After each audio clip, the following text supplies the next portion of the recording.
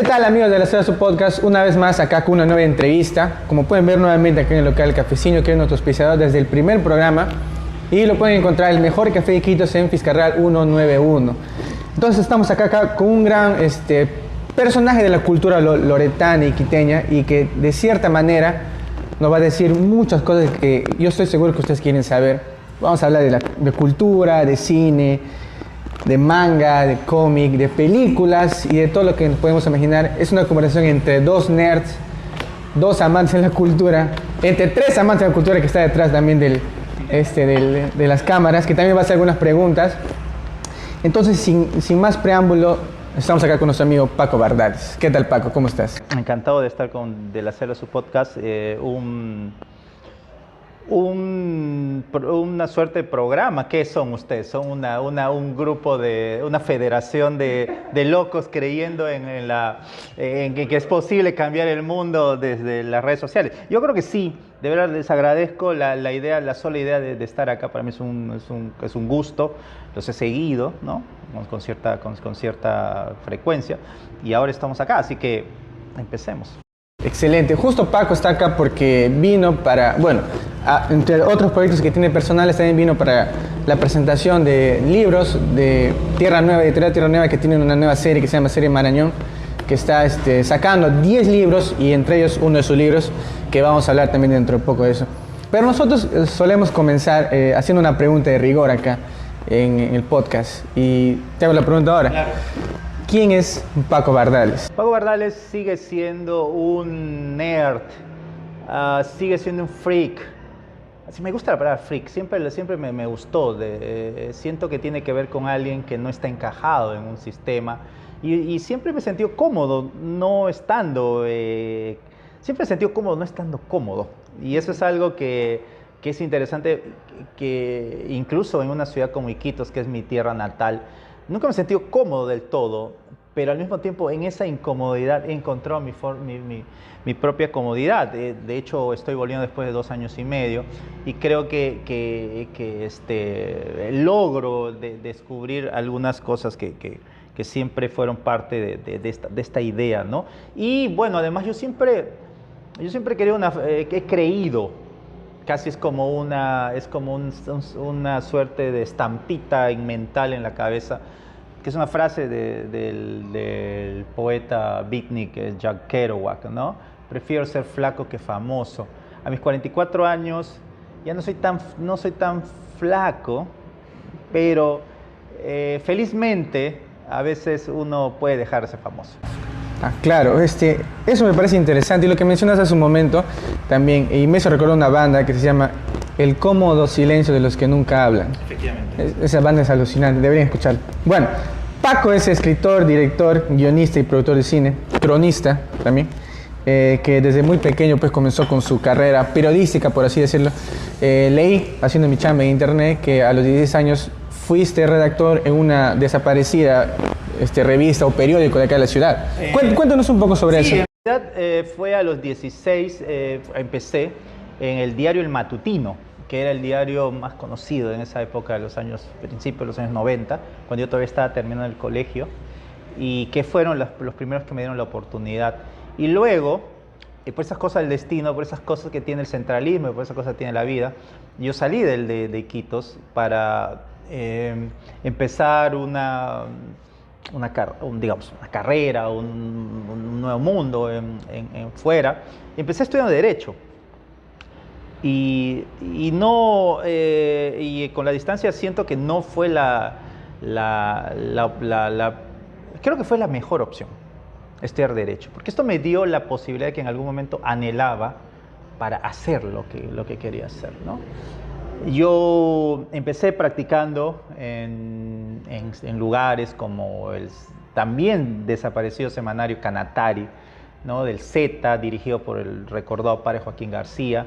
Luego terminé en Pro y Contra, de mi querido amigo Jaime Vázquez, donde ahí también trabajamos en la plana de reporteros, como articulista, como editorialista, a veces como fotógrafo, etcétera, todo eso.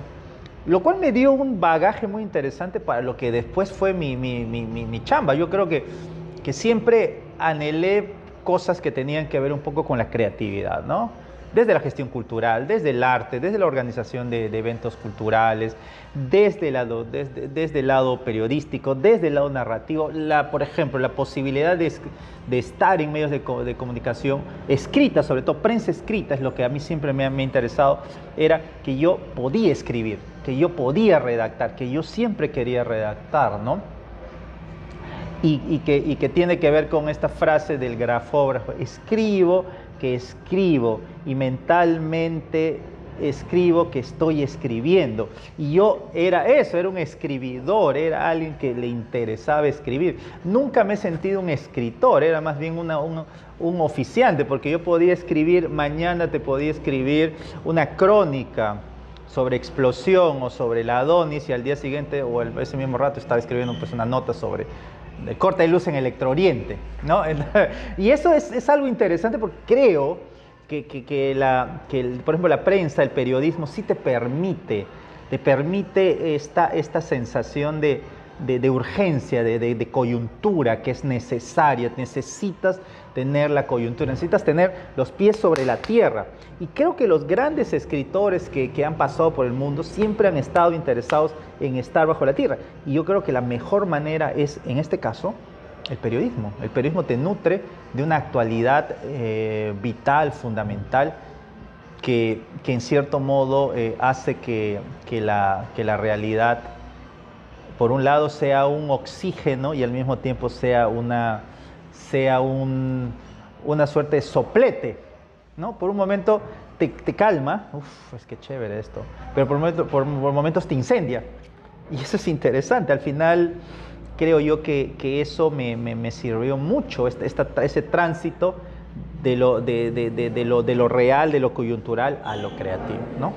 Justo mencionas algo muy interesante, porque acá, bueno, en Lima y a nivel mundial, muchos escritores comenzaron en el periodismo. Hemingway, por poner un paralelismo peruano, Vargas Llosa, hasta el mismo Julio Ramón Ribeiro, claro. También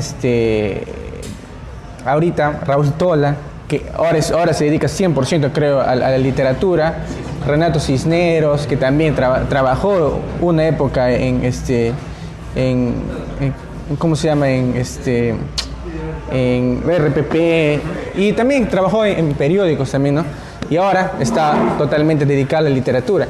Y uno de sus libros es un bestseller conocido creo que por todos los peruanos. Creo que se llama trata sobre su papá, pero no recuerdo muy bien el nombre. La distancia que nos separa, y que es un libro que recomiendo totalmente.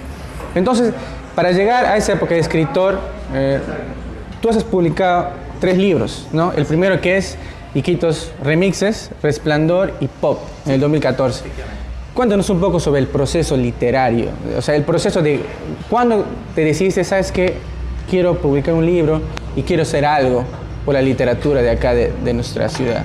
Bueno, uno no se, creo que uno siempre tiene una noción de la justicia, de la ética, de los valores, de la posibilidad de cambiar el mundo, pero yo siento que uno no se convierte en escritor para cambiar el mundo, uno se convierte en escritor para sacar lo que hay dentro de ti, y que a veces puede ser tan fuerte, tan intenso, tan pasional, que es fundamental.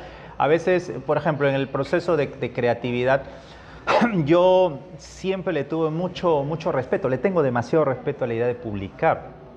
Así que en este tiempo pude haber publicado cosas mucho más a una edad más joven. Por ejemplo, yo empecé a los 16 a escribir en medios de prensa, pero mi primera publicación, IQT Remixes, recién salió cuando yo tenía 30. ¿Por qué? Porque siento que la publicación es un oficio al que hay que darle una capacidad, de análisis, de distancia, de juicio, etc. Le tengo demasiado respeto al libro como para apresurarme en la publicación.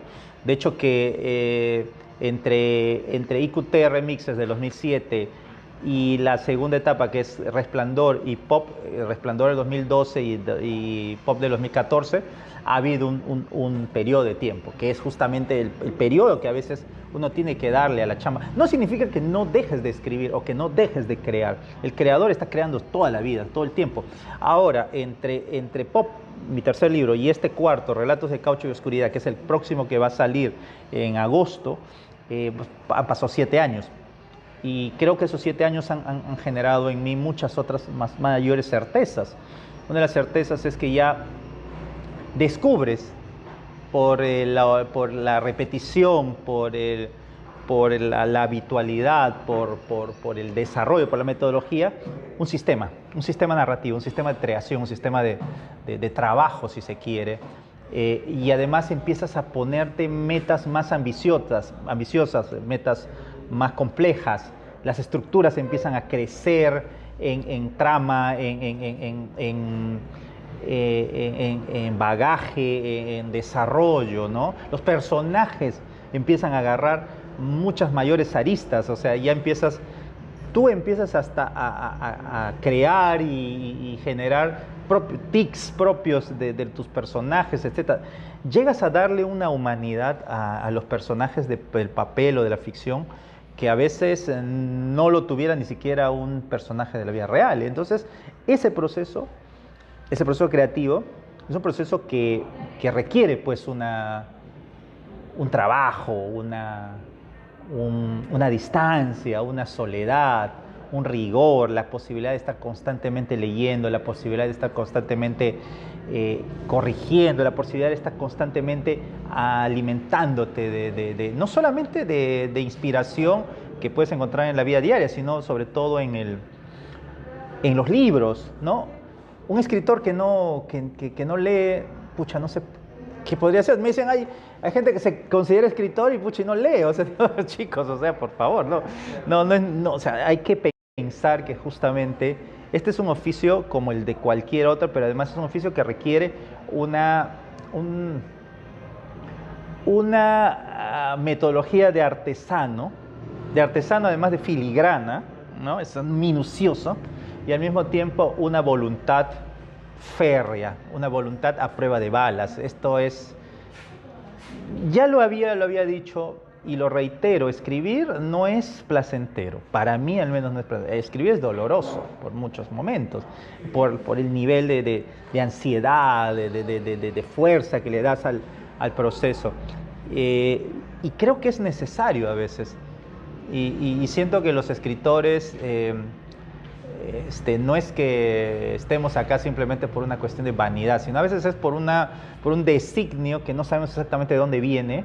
Si el que ha empezado a escribir alguna vez se da cuenta y que no lo hace por ego o simplemente por poner en su página de Instagram escritor, o sea, claro, exacto, tomando café, etcétera. Esto no es, o sea, y con eso yo lo que creo es que fuera de esto, el ser escritor implica un nivel de capacidad deicida, por un lado, porque eres capaz de matar a un dios imaginario para convertirte tú en dios de tus personajes, dios de tu propia obra. Tú eres el dios de este proceso, y tú decides cómo va a ser la vida de este personaje, cómo va a ser la trama de esto, en qué va a acabar todo. Entonces es un trabajo bien desgastante, ¿no? Y justo, me mencionas algo muy interesante. Yo pienso, porque también se conoce tu trabajo como guionista, productor de cine, alternaste tu producción literaria también con la producción cinematográfica. O sea, escribir los guiones de algunas películas muy conocidas. Por ejemplo, una de ellas, creo que apoyaste en Cementerio General, sí, claro. O escribiste el guión. En la producción trabajé, pero claro, todo el trabajo de producción es involucrarte mucho en los procesos. Yo trabajé, por ejemplo, directamente los guiones de Desaparecer, de Maligno, del cual también fui director, en Secreto Matusita también, la película. Pero también he estado presente en todo este proceso, este loco proceso, este demente proceso de la producción de Cementerio General, ¿no? Que para mí es como histórica por muchos aspectos, porque de alguna manera renovó la idea de Iquitos como un espacio, un set de grabación de cine. También fue un fenómeno de cine comercial, armó una estructura, generó émulos. O sea, después de 9 años la película sigue dando vueltas. Yo me sorprendo que te dicen, oye, se va a dar Cementerio General en, no sé, pues en cualquier plataforma, o en Tailandia, en Indonesia, no sé. Es raro, por ejemplo, escuchar a tus personajes, por ejemplo, algunos de los que escribiste, o los que hablando en otro idioma. O sea, entonces es como que a veces te veías, por ejemplo, el Chavo del Ocho en japonés, y ahora te das cuenta que, por ejemplo, tu personaje termina hablando en tailandés. Es muy particular eso. Justo te comento, en una entrevista tú mencionaste que no te sientes tan a gusto con el Cementerio General. Creo que, no sé si estoy tergiversando lo que dijiste, pero piensas que el resultado pudo haber sido mejor. Siempre todo puede ser mejor, y eso es en general en todo. Yo soy una persona inconforme en general con todos los procesos. ¿El Cementerio General pudo haber sido mejor? Claro que sí, pudo haber sido mejor. Pero también he aprendido que a veces el cine es también una cosa de lo que se hace en planificación. Mucho de lo que se ve en una película ya está preparado, ya está definido desde la preproducción, desde ya el gabinete de desarrollo de esto, tiene que estar. El Cementerio General fue el primer gran esfuerzo cinematográfico de muchos de los que estábamos ahí, ¿no? Nosotros aprendimos muchísimo con Cementerio General, y siento yo que con el paso del tiempo incluso la película a mí me apareció mucho más fresca, más atractiva. Yo la sigo viendo y por un lado me sigo riendo de todos los chistes monces que a veces aparecen, que son tan parte de nuestra idiosincrasia, y por otro me encanta un poco el estilo. En realidad es una película bastante fresca, y siento que incluso me gusta más de las que tuvieron, por ejemplo, el Cementerio General 2, que es una producción enorme, que probablemente es la producción más grande en la cual yo he participado, porque había un despliegue de fondos, de recursos muy grande, pero que siento que a veces las historias demoran en cuajar, demoran en encontrar su nicho. Y yo también, y te lo digo no solamente como guionista o productor, te lo digo como escritor, a veces me he sentido totalmente incomprendido con los procesos. Cuando saqué IQT Remixes, que era un libro que iba entre la crónica, el relato, el cuento, digamos, guión de videoclip, uno decía, pucha, ¿dónde va a encontrar su público? ¿En cómo va a encontrar su público?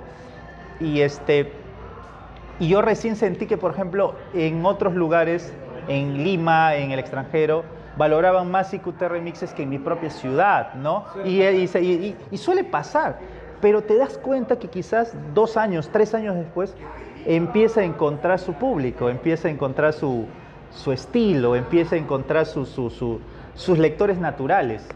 Entonces, eso siempre me ha pasado a mí, siempre me ha pasado con la idea de que o es que yo soy un adelantado, o es que mis lectores están un poquito más atrasados en el tiempo, y que van a encontrar de acá 2 o 3 o 5 años su esfera. Algunos todavía no nacen. Algunos todavía no nacen, y es muy interesante porque al final una obra creativa, sea en cualquiera, cine, literatura, artes plásticas, la música, a veces refiere un poco al espíritu del autor, pero también al espíritu de las épocas, ¿no? O sea, no sé, una historia de ciencia ficción ambientada en una época. A lo mejor la gente no lo va a entender ahorita, pero lo va a entender después, lo va a sentir después. Julio Verne, no sé, ahorita sigue siendo un referente, y no sé cómo era en su época, ¿no? O sea, probablemente no tenía esa fuerza. Los grandes escritores murieron pobres, murieron abandonados, murieron solos en su época, pero después se convirtieron en referentes, ¿no? Y o sea, yo no es que quiera morir solo, pero si muero no hay problema, no tengo problema con ello. Pero siento que igual uno tiene que ser coherente y fiel a su obra, a la historia que quiere contar. Y ahí en el camino va a encontrar Joyce, el Ulises. Es un libro complicadísimo, etcétera. Ya, pues el que leyó Joyce y me dice que lo ha entendido, o uno es un super genio, otro simplemente que es un mentiroso. Claro, yo por ejemplo a la primera, ni entendí, pero poco a poco, con paciencia, vas encontrándolo, ¿no? Es así. justo hablabas de lo que los lectores están ahí, pero falta encontrar el público, ¿no? Así es. Me hace recordar un poco, no sé si quizás estás familiarizado con Philip K. Dick, Claro. que fue un... Es uno de los grandes pioneros del sci-fi. Claro, o sea, él creo que vendía sus relatos a $2, $5, pero ahora pues hay películas como Minority Report que están basadas en algunos de sus cuentos, ¿no? Yo he leído por qué las ovejas sueñan con androides eléctricos. Así es, No, los androides sueñan con ovejas eléctricas. Pues, eso es alucinante. A mí me gusta la ciencia ficción también. ¿Qué pasa con H.G. Wells, que es el creador de La Guerra de los Mundos? La Guerra de los Mundos nace a principios de los años del siglo XX. Una historia de ese tipo, ¿no?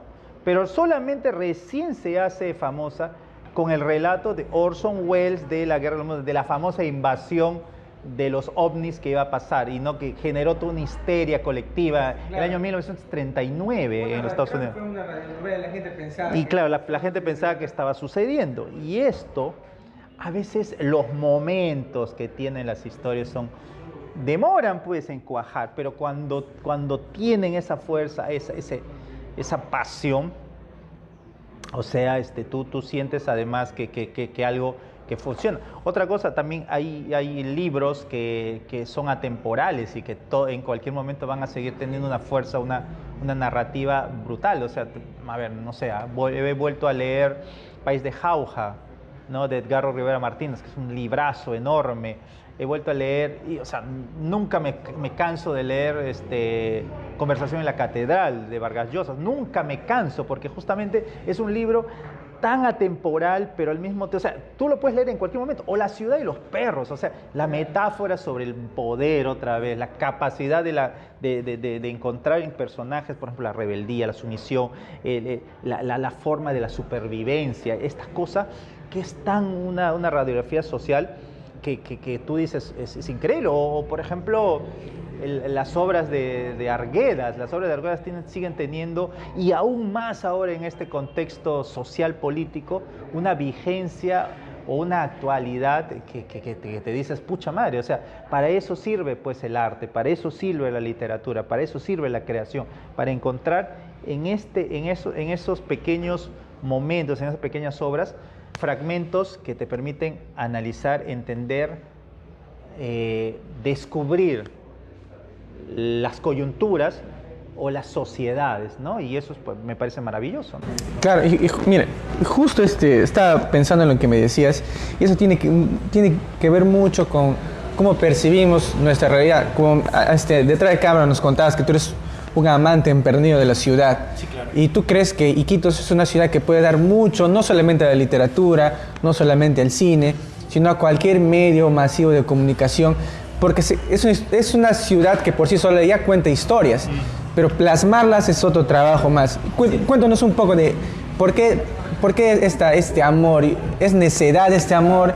¿Es realmente amor puro que sientes? Bueno, como todo amor, también hay odio, ¿no? O sea, todo acto de amor está ampliado en una pasión y un furor que te va por un lado, ¿no? O a veces odias cosas de la ciudad o situaciones, pero porque las quieres cambiar, porque dices, eso no se lo merece. O a veces simplemente odiar puede ser un acto de amor, o sea, odiar lo que no sirve, lo que está mal, lo que está podrido, etc. Es también una forma de tratar de cambiarlo, y es una forma de amarlo, ¿no? Además, porque me parece que Iquitos es una ciudad literaria de por sí. Yo escribí en la compilación Iquitos Bizarro un texto que se llamaba La ciudad literaria, el Iquitos literario, y tiene que ver un poco con que esta ciudad durante mucho tiempo ha servido como caldo de cultivo para grandes historias, desde, por ejemplo, La Jangada de Julio Verne del año 1860 y tantos, hasta, por ejemplo, Pantaleón y las visitadoras, o Fiscarraldo, la película de Werner Herzog, ¿no? Ha habido todo un desarrollo en esta ciudad que es tan literaria. Como te digo, siempre he sentido que Iquitos está como suspendida en el tiempo, ¿no? yo regreso después de 2 años y medio a la ciudad y encuentro que muchas cosas siguen igual, aunque hayan cambiado, ¿no? Por ejemplo, que el cafeciño ha cambiado de locación, pero igual sigue siendo el mismo cafeciño. Un abrazo para todos mis amigos de cafeciño. Y es importante descubrir y asumir eso, ¿no? Que esto también es parte de lo que sucede, de lo que se da, de lo que te permite amar u odiar, y en ese odio, que es una forma de rebelión contra lo que no está bien en tu cabeza, es también una forma de desarrollo del proceso creativo. Excelente. Justo te preguntaba también eso porque para hablar un poco sobre tu carrera como en el cine, ¿no? Sí, claro. Desarrollaste algunos cortos acá en la ciudad, ¿no? ¿No puedes hablar un poco sobre cómo es producir cine en una ciudad que ya de por sí el Perú no consume lo que sus mismos actores o productores o escritores producen? ¿Cómo es producir acá en esta ciudad? Y yo me imagino que debe ser lo mismo que se habrá preguntado Antonio von Rengifo en el año 1935, cuando decidió poner en marcha el proyecto Bajo el Cielo de Loreto, que es en teoría la primera película de ficción de la Amazonía peruana, o sea, certificada. Y me imagino que debe ser lo mismo que en algún momento motivó a que Armando Robles Godoy viniese a Iquitos a grabar, por ejemplo, La Muralla Verde o En la Selva no hay estreno, en los años 60-70. Claro. Y es lo mismo que probablemente le cupó a Herzog llevar, por ejemplo, un barco construido a través de la selva para ponerlo en el lugar que quería. O sea, simplemente una cosa... Una locura. Locura. Es que en realidad el cine... O sea, hacer cine en general es complicado. Es tremendo, es desgastante, es un equipo enorme, grande. Pero al mismo tiempo, hacer cine en una ciudad como esta es mucho más complejo porque los sistemas... No ha habido una escuela de cine, no hay hemerotecas, o sea, la Biblioteca Amazónica, por ejemplo, el mayor centro el mayor centro de acopio de documentación, simplemente ha sido abandonada a la suerte, y básicamente porque el gobierno regional simplemente no quería pagar 3.000 soles que costaba el mantenimiento, y eso es una cosa que justamente sucede, o sea, en esta ciudad donde en realidad a la gente que tiene la capacidad de solucionar estas cosas no las hace. Hacer arte es un acto, uno, es un acto de amor total a la creación. Dos, es un acto de locura, totalmente, es un acto de mente, total, es un acto suicida a veces. Pero tercero, hacer cine con estas características es casi un acto ya de quiebra, de bancarrota, porque pucha, el cine es muy caro, etc. Y es una casi a veces hasta una necedad tener que eso. Pero justamente lo interesante es que a veces los creadores somos necios, pues, somos tercos, queremos cambiar las cosas, queremos cambiar el sistema, y eso es algo que a veces se da, ¿no? ¿Tú crees que hay ápices de... Bueno, no creo que con este gobierno regional o con las autoridades de ahora se pueda realizar un gran cambio en lo cultural, aunque el gobierno regional está realizando ahorita concursos literarios y otros concursos de danza, de teatro, todo eso, está impulsando, digamos, entre comillas, la cultura. Pero ¿tú crees que bajo esta nueva perspectiva de nuevos realizadores, porque yo conozco un montón, está el amigo Andrea Ocampo, que tiene una productora que se llama Anacom, creo, y hay gente que está realizando, en lo musical también hay buenas propuestas. ¿Tú crees que bajo esta perspectiva de estos nuevos jóvenes valores, por así decirlo, ¿no?, se puede realizar algo que traspase de una vez ya las fronteras y que vaya de la mano con el trabajo que tú has venido realizando durante muchos años? Siento que sí, que este es un trabajo además que lo hacen muchas personas que lo han venido haciendo durante tiempo. En el caso de mí, yo he tenido la suerte de unirme a grandes amigos, grandes socios de locuras, como Javi Velázquez, obviamente con Dorian Fernández, que hemos ido desarrollando, casi un trabajo en equipo, y que, por ejemplo, en el caso de Dorian con Audiovisual Films, etcétera, nos sorprende que sigamos unidos más de 15 años trabajando, ¿no? Seguimos en proyectos, hay nuevos proyectos, una renovación. Tuvimos una etapa en la cual hemos salido, hemos expandido fuera de la ciudad, de los horizontes, pero creemos que, y más aún en esta época, que es fundamental apostar nuevamente con fuerza, otra vez volviendo a la ciudad, apostando, arriesgando, invirtiendo, nuevamente, porque creo que al final es eso, no, amamos nuestra tierra, la queremos ver que también sale, porque hay un corazón, pues hay un sentimiento, hay un feeling, ¿no? A veces uno tiene un feeling, pues, y tu bobo, dices, es tu bobo, pues tu Iquitos es nuestro bobo, a veces, entonces, queremos, apostar, queremos seguir creando valores, que seguimos, y tú hablabas de gente como André, gente como Kevin Hemerich, Néstor Kanakiri, la nueva chica, la nueva generación de cineastas, la nueva generación de artistas mujeres que están tomando, creo yo, la fuerza. Me parece que es importante, que es abrir también escenarios para una nueva transformación, para nuevos elementos que son necesarios en las temáticas, ¿no? Porque, claro, o sea, esta ciudad te puede permitir contar de todo, desde una película de terror hasta puedes contar sci-fi, puedes contar una historia LGTB, puedes contar una comedia, etcétera, puedes contar lo que quieras, y es importante la pluralidad, la capacidad que tienes tú para desarrollar esta historia, y eso me parece fundamental, ¿no? Entonces, para salir de esta cosa, digamos, que no da tanta cabida a la cultura acá en la Amazonía, y ya se está realizando de a pocos. Tú lo hiciste cuando fuiste director del Instituto Nacional de Cultura en el 2009, ¿no? Trataste de hacer un poco, ¿no?, las cosas. Entonces, yo pienso que tu trabajo es muy importante y va a seguir dando frutos. Nosotros te vemos como un ejemplo. O sea, a pesar de que... ¿Por qué me ven como un ejemplo?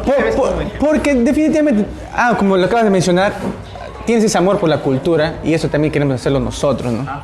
Y definitivamente creemos que debe haber una segunda parte para esta entrevista, claro, y lo vamos a hacer, y yo estoy completamente seguro, porque acá estamos ya quizás formando un lazo de amistad, digo yo. Sí. Entonces, claro, como para acabar ya la entrevista, por cuestiones, vamos a decir, sí, son situaciones. En tiene que acabar. Ya, tiene que acabar, pero queríamos seguir. Todo ello tiene que acabar. Lamentablemente. Entonces, hay un ping-pong de preguntas. Perfecto. Y quiero que me respondas con lo... Te voy a dar quizás dos alternativas, tú me respondes con lo que primero o con lo que más te gusta. ¿Ya? ¿Stephen King o Lovecraft? Stephen King. Stephen King.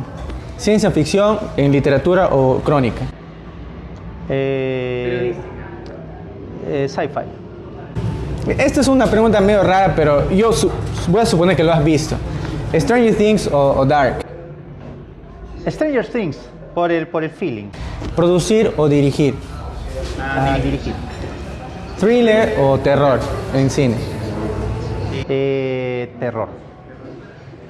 Gracias, Paco, por aceptar venir a este humilde canal que estamos realmente recién haciendo, ¿no? Ya tenemos varias entrevistas y creo que tu visita ahora nos ayuda mucho, porque hablar con gente como tú no es cuestión de todos los días, aparte que no vives acá también, ¿no? Sí, pero igual podemos estar más seguido. La idea yo creo que en esta época es, uno está donde tenga que estar y siempre está. Creo que la virtualidad, lo mejor que tiene la virtualidad es que te permite estar donde tú quieras estar, con todos los que quieran estar.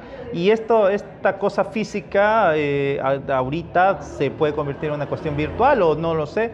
Pero yo sí igual puedo decir que estamos en la idea de seguir apostando. Se vienen más proyectos literarios, más proyectos cinematográficos. Hay que estar atentos para lo que se viene en cine, y creo que va a ser muy interesante que pronto a lo mejor podamos conversarlo en De la Selva, su podcast. Un canal de internet, un medio de comunicación importante en estas épocas, que yo recomiendo que puedan verlo, que lo escuchen en Spotify, y que lo vean en YouTube, que lo vean en Facebook, que lo vean en TikTok. A veces los chicos van a querer hacer TikTok, no lo sé, vamos a verlo cómo. Paco, antes que te vayas, tenemos dos regalos para ti. Genial. Hemos pensado en ti, en tu gusto por la ciencia ficción, Por eso te queremos regalar 2 libros. Uno es el libro de Andy, Claro. que él escribió, él también es escritor. Claro que sí. Y el otro es un libro de Stephen King. Claro, que no la tenía en mi repertorio. Entonces, nada, muchas gracias a ustedes, chicos, por el trabajo, por la fuerza que le están dando a la difusión de la cultura, el arte amazónico. Este es un trabajo tesonero, trabajo difícil, pero siento que hay que hacerlo. Y cuenten con nosotros, con el equipo editorial, con el equipo cinematográfico, con el equipo que podamos tener para hacer juntos fuerzas para que esto siga adelante. Muchas gracias. Entonces ya saben que nos pueden encontrar en Spotify. Bueno, si no quieren ver en YouTube nuestra carabina, bueno, a Paco sí, creo, a mí no. Pueden escucharla en Spotify, pueden ver la entrevista completa en YouTube, va a haber extractos en Facebook y también nos pueden encontrar en Instagram. Esto fue de la Cera Su Podcast y entonces nos vemos en una próxima entrevista o un próximo incursión en las calles también. Gracias.